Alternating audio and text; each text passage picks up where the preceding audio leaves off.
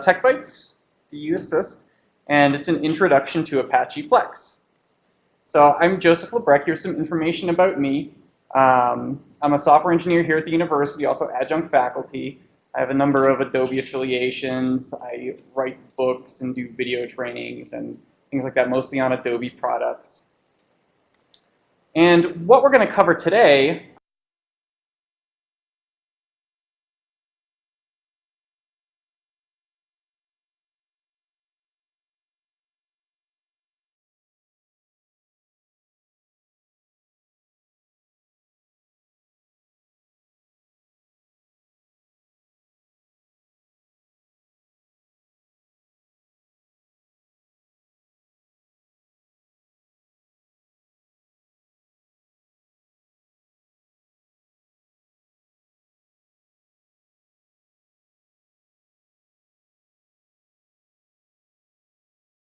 are these items. And we've actually got quite a few slides because there is a lot of history with Flex, and there's actually a lot going on with it right now. There's a lot of controversy around it and so forth. So hopefully after this presentation, you'll have at least a good kind of top level idea of what it is, and if you hear it, you'll be able to converse with someone about it. So firstly, what is Flex? So Flex is composed of a number of different languages. Flex is a framework. It uses this one language called MXML, which is an XML-based language. So I'm sure most of you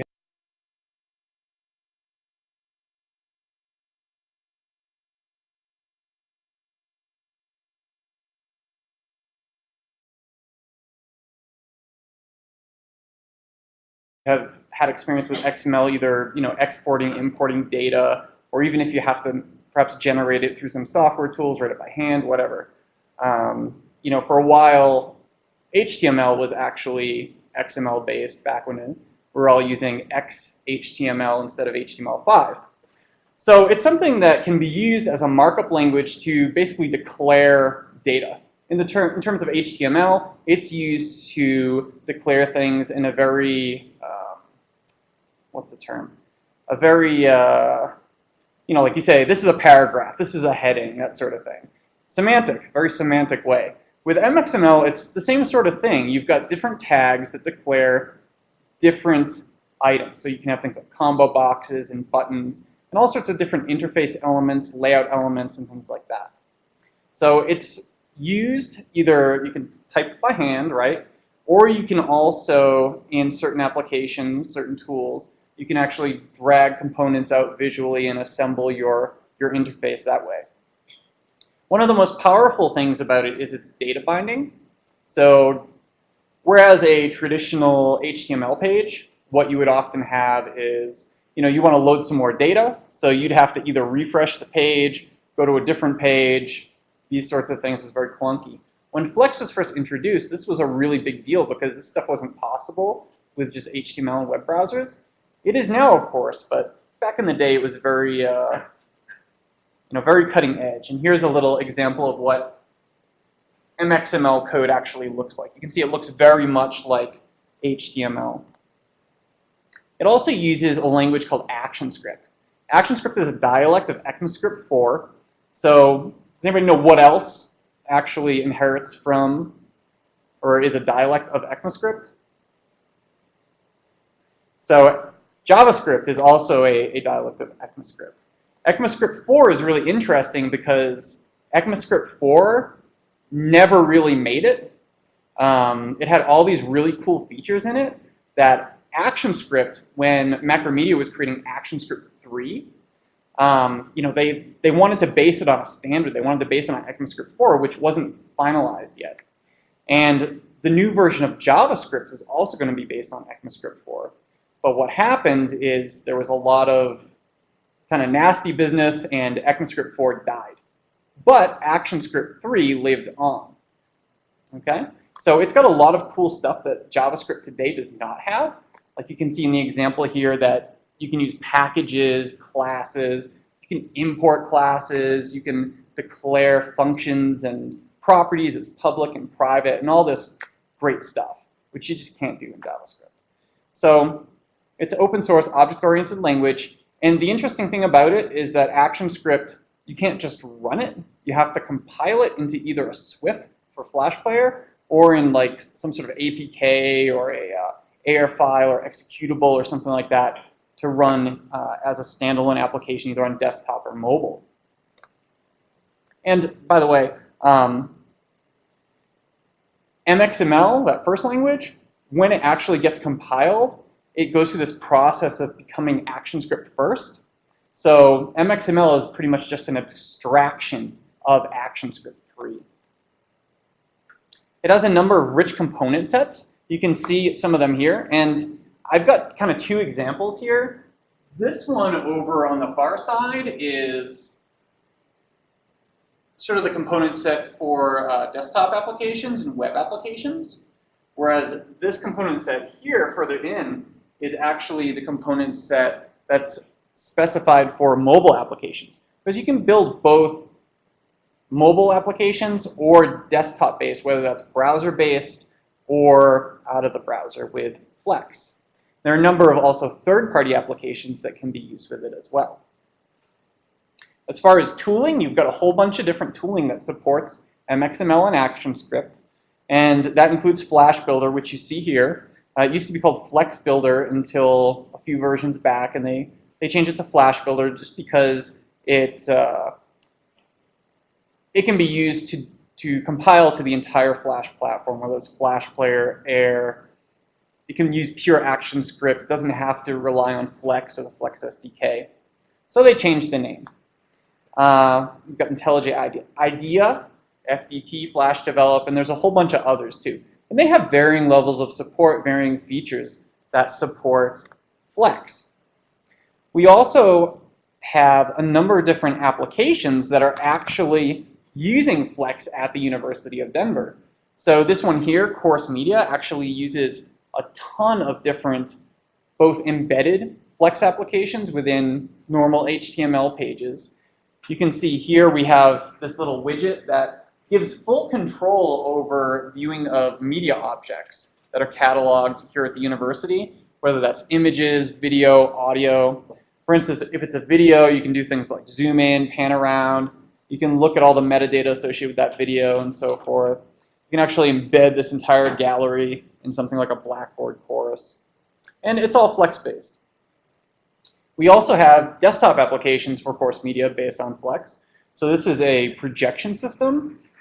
It actually works on specific hardware, mostly hardware in the art building.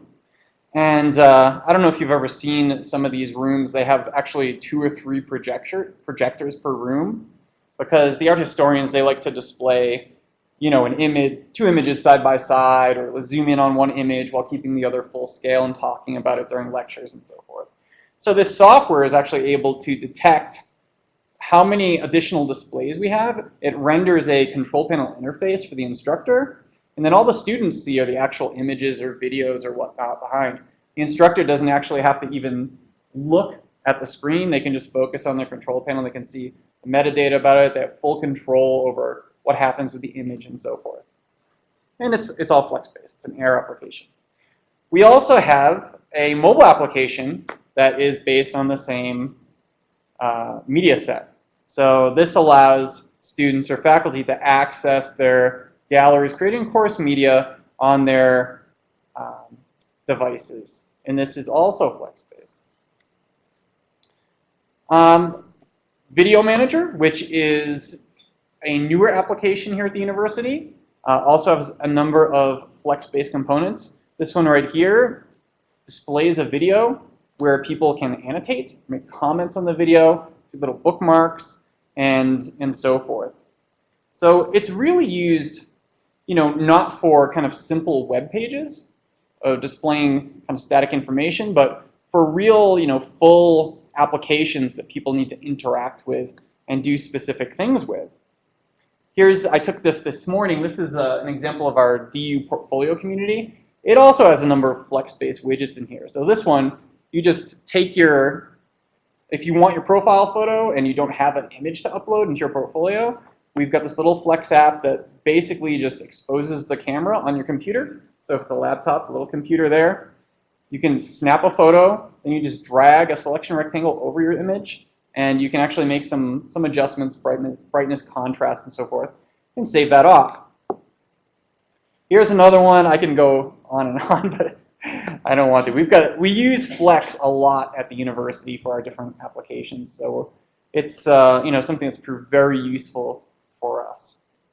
So Flex has actually been in the hands of 3 separate companies now. Originally, with Flex 1.0, it was owned by Macromedia, and it was very expensive. It was $15,000 per server. And the way that Flex operated at the time was that it was all completely server-based, and it was targeted to Java developers.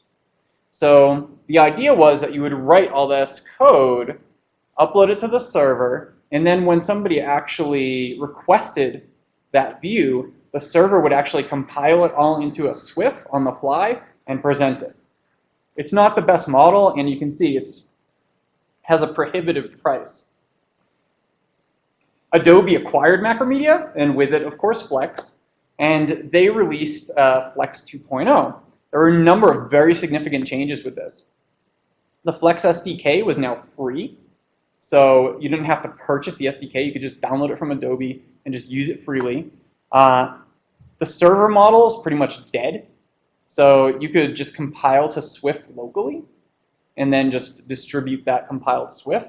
So much better than just compiling Swifts on the fly in the browser and so forth. Flex Builder, which is the primary tool that people used to use to actually build these things, was moved over to Eclipse. So Eclipse is this open source IDE, integrated development environment, that can be used to do all sorts of different things. Java developers are very used to it, and that's probably the primary reason why Adobe chose it for Flex Builder. ActionScript 3 was introduced here along with Flash Player 9, and as I mentioned, Adobe acquired Macromedia. With Flex 3, the Flex SDK, apart from already being free, it was now open sourced. So that meant that not only could anybody just download the SDK and use it for free and compile projects, but they could actually take it, and this is where a lot of those other IDE companies came in, and they were able to use the SDK, the compiler, and so forth to integrate Flex into whatever environment they wanted. So it really freed things up. Also, since it's open source, that means that anybody technically can contribute to the source code for Flex. Although, as mentioned here, the community code contributions had to go through Adobe's gatekeepers. So as a result, a lot of stuff that people would contribute never actually made it into Flex. So it was open source, but it was, highly controlled. Around this time, Adobe Air was introduced, and Flex Builder gained some profiling tools. With Adobe Flex 4.0, as I mentioned before, Flex Builder was changed to Flash Builder, and there was a fundamental change in the way that components in this version of Flex were created. So before the styling and the logic and everything was all kind of baked into the components themselves, here with these new Spark component architectures, that was all separated. So the same idea with HTML, where you have like CSS and then HTML, you're separating your structure from your design and so forth. That was the idea behind this, is that with Spark, you could skin your stuff a lot more easily. And for the most part, that's what happened. They actually introduced a new tool called Flash Catalyst to assist with this process, and also things like the text layout framework, which pretty much took all of the really complex sorts of layouts you can do in layout programs like InDesign and brought those to the web. So, really kind of cutting edge stuff. With Adobe Flex 4.5, this is where we saw the introduction of mobile support. So still based on Spark, but we're able to, not only target Windows and Macintosh and Linux, we're able to target Android and iOS and Tablet OS. There were a set of mobile components introduced, and all sorts of multi-screen sort of architectural and layout changes. So that was pretty much, there was a Flex 4.6, and that was Adobe's final version of Flex, because they donated it to the Apache Software Foundation. So this happened in November of 2011. Adobe announced that they were going to stop development on Flash Player for mobile devices, which is basically Android, in the browser.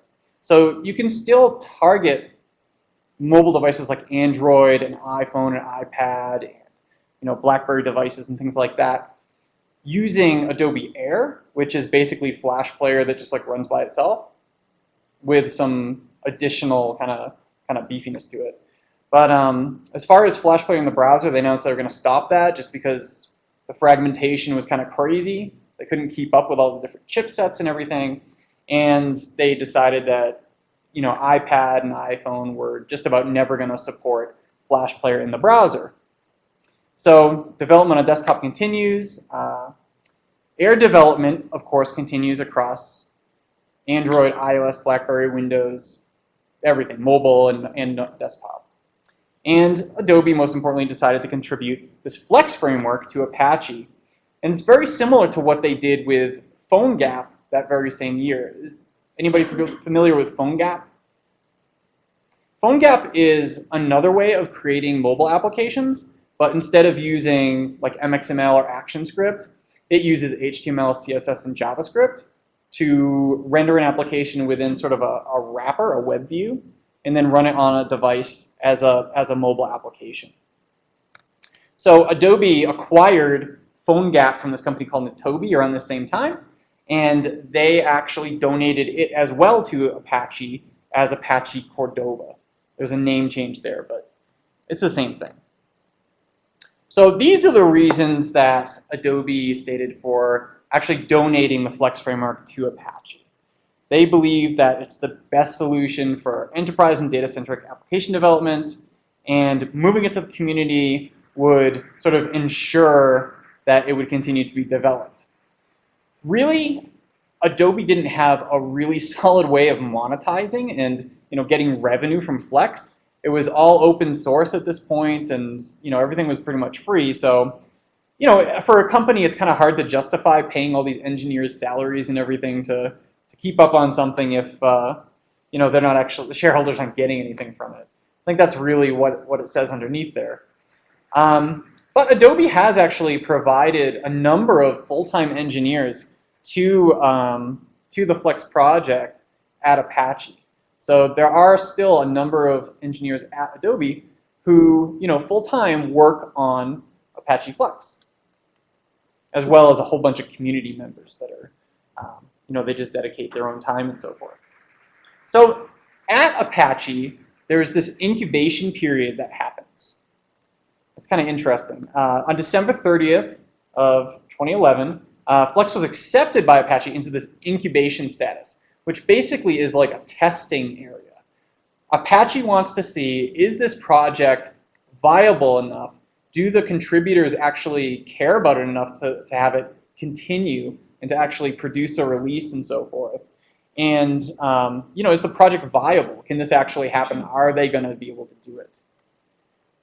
So one of the results of that was Apache Flex 4.8.0 incubating. And that's basically a parity release with Adobe Flex 4.6. So that was the last version of Flex that Adobe released. And this is basically, Apache Flex saying, okay, look, we've got the code base, we can build out Flex, the entire SDK, into something that people can actually use. So they were able to do that. No new functionality was introduced. It's basically a test to make sure that this is actually something that's going to happen. So you'll notice that that last one was 4.8, and the last Adobe release was 4.6. So you might be asking yourself, well, what the heck happened to 4.7? So when Apache actually acquired the SDK, they had to make some plans around the future in terms of naming conventions and so forth. So what they decided was that, maybe Adobe might possibly release another version of Flex while they're kind of gearing up for their version of Flex which is going to be 4.8. So they just reserved 4.7 for Adobe's use, which just didn't happen. Adobe didn't release another version, so 4.7 is never ever going to exist. So ApacheFlex is now a top-level project at Apache, which means basically that it has sort of the full backing of the Apache Software Foundation. Does anybody know any other projects that are Apache projects? So probably the most important one, the one that's used like everywhere, is the Apache web server. This is the web server, the HTTP server that, I mean, I don't know what the stats are, but I would guess probably 90-ish% of the whole internet runs on this software. So it's really a big deal that Apache is saying, yes, we are committed. You know, we think Flex is a viable project. We believe in it. They have a full legal backing. So that's what a top-level project means. And they also get an official Apache Flex website. So the current version, or nearly current version of Apache Flex is 4.9. It's the first release as a top-level project. It had 7 release candidate builds, and it's compatible backwards with 4.8 and 4.6. So if you have a project that you created in Adobe Flex 4.6, you can easily compile that with Apache Flex 4.9. You're not going to have to do a ton of refactoring or anything like that. And they've also added a bunch of stuff. So some formatters, some vector-specific things. There was already something like called array list and array collection inside of Adobe Flex. Now we have vector list and vector collection. The difference between array and vector is that an array can have multiple data types in each index, whereas a vector has to be spec'd to a specific data type, so a string or a Boolean or an int or something. And what this means is that vectors perform much faster because, you know, nothing has to figure out, well, what kind of object is this, and so forth. So that's nice. There's actually a new version of the text layout framework, which is that really cool InDesign-y type framework that I mentioned before. It's a version that wasn't even in 4.6, that is in 4.9. And it actually supports a much wider array of Flash Player versions, so 10.2 to 11.5. And we've got a bunch of bug fixes. The current version is 4.9.1, where we've got some locality fixes and bug fixes. And along with this has come this neat installer. So the way that Apache actually distributes any of the software is that it gives you all the raw code for the software. And then you, as somebody who's downloading the software, has to then go and compile the SDK. So most people don't want to deal with that. I don't want to deal with that. So what this is you know, people at Apache Flex, not as official Apache Flex stuff, have pre-compiled, you know, the SDK into this nice little package, and they've created this little badge that you're able to download this installer, which basically will go and grab the Apache Flex SDK and also any of the other kind of strange little dependencies that aren't quite available through Apache Flex SDK to form sort of this fully usable Flex SDK. And it does this at basically a click of a button. You have to say, yeah, I want to install it. It checks off all the stuff for you, and then you just say, yep, install it to this directory, and then you can just integrate it into your IDE and use it. So what's the future going to look like for Apache Flex? Apache Flex 5.0 is supposed to be the sort of version where there's big changes, right? So who knows what those changes are? There's actually a public mailing list that anybody can subscribe to or look at, and you can find it on the Apache Flex website. There's a lot of different discussions going on there about the direction to take this powerful SDK. So Flex 5.0 could take a number of different directions. The Falcon compiler is actually a new, like, super fast compiler that Adobe has created, and they've given a version of this compiler to Apache. So not only do we have Flex, but we also have this Falcon compiler. Additionally, Adobe Adobe's version of the Falcon compiler is called ActionScript Compiler 2.0 or ASC 2.0. And this is something that they're still actively developing for their own products like Flash Builder. But this is a version that's been given to Apache specifically, that Apache can do things apart from what Adobe's doing. It gives them that freedom to do that. The major thing that's being discussed is some sort of alternative output. Because right now, you can target Flash Player through Swift or any of these different mobile devices or desktops through Air. And people are looking at a number of different ways to compile and distribute Flex applications primarily through the browser as kind of native web applications without the need for something like Flash Player. So there are a number of initiatives around this. You'll see things like terms like Falcon.js, JS standing for JavaScript, Falcon.jx, Flex.js, AS.js, and a Rendori AS. And each one of these takes a somewhat different approach on how they actually go through and conceptualize taking all this MXML and ActionScript and either cross-compiling it down to JavaScript and HTML and CSS, or, you know, in the case of something like Rendori, having this, you know, entirely kind of new conceptual framework around doing these things. So in closing, here are a number of different resources to learn more. We've got the ApacheFlex website, the Flex mailing list archive, which I lurk on all the time to get information. There's Adobe's official view of Flex and its commitment to Flex. It's a big white paper you can read if you're interested in it. And the Flash Runtimes roadmap. So thank you. Here is my Twitter and my email and my website. So feel free to get in touch if you actually have any questions about Apache Flex beyond this. But right now, I think I'll pop out of here and back into the Connect room so that, oh no, Flash crashed. That's okay. Connect's still going, so that's good. So if anybody on Connect has any questions about this, it's you know, a very high-level overview of the SDK. Anybody who's here in the room, do you have anything you want to ask or hear about or anything like that?